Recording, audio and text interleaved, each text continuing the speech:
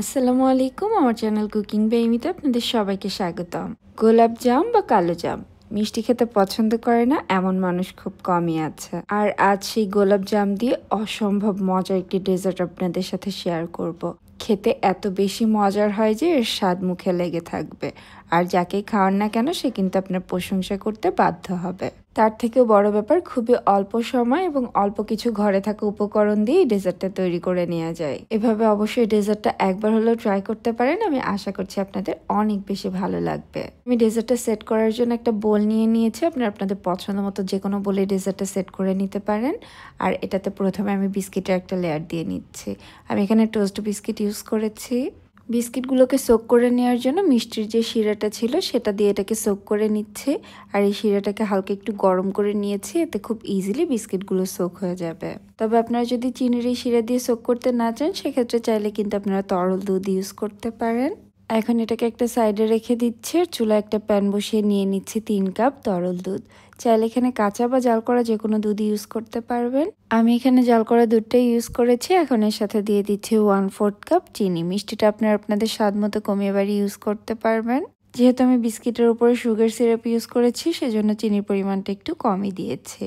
এখন এই দুধটাকে খুব ভালোভাবে জাল করে নিচ্ছে। দুধে বলক আসতে আসতে এর মাঝে আমি এখানে একটা বাটিতে নিয়ে নিয়েছি 1/2 কাপ তরল দুধ। এর সাথে দিয়ে দিচ্ছি 1/4 কাপ কাস্টার্ড পাউডার। এটাকে খুব ভালোভাবে মিশিয়ে নিচ্ছি। আমি দুধের সাথে মিশিয়ে নিচ্ছি, আপনারা চাইলে পানি দিয়েও একইভাবে মিশিয়ে নিতে পারেন। ভালোভাবে মিশে যাওয়ার পর এখন এটাকে দুধের মধ্যে ঢেলে দিব। তবে এ পর্যায়ে চুলার আঁচটাকে মোটামুটি লো করে নিয়েছি।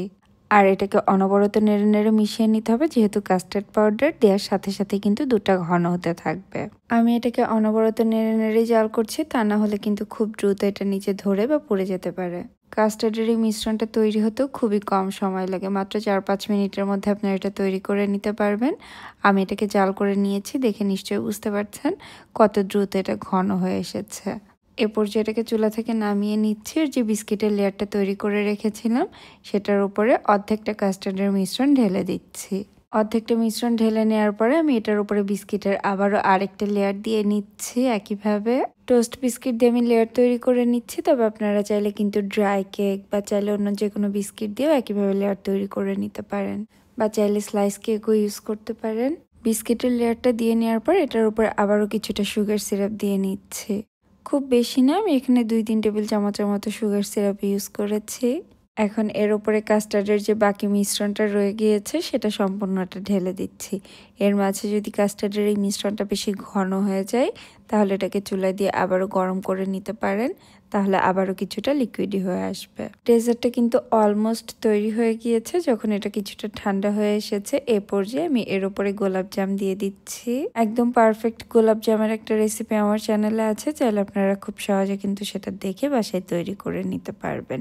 আমি ছোট ছোট করে এই গোলাপ জামগুলো তৈরি করেছি।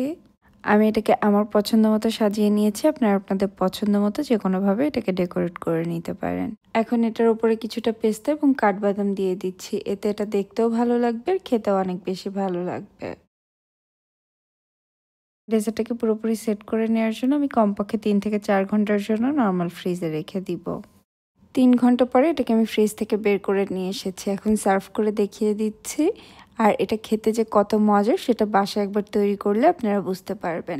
আর আপনারা এভাবে যদি ছোট করে গোলাপজাম তৈরি করতে না চান সেক্ষেত্রে চাইলে কিন্তু বড়টাও ছোট ছোট করে কেটে উপরে ইউজ করতে পারেন। অসম্ভব মজার এই ডেজার্টটা যদি আপনার বাড়িতে ট্রাই করে থাকেন আমাকে কমেন্ট সেকশনে জানাতে ভুলবেন না আপনাদের কেমন লাগলো।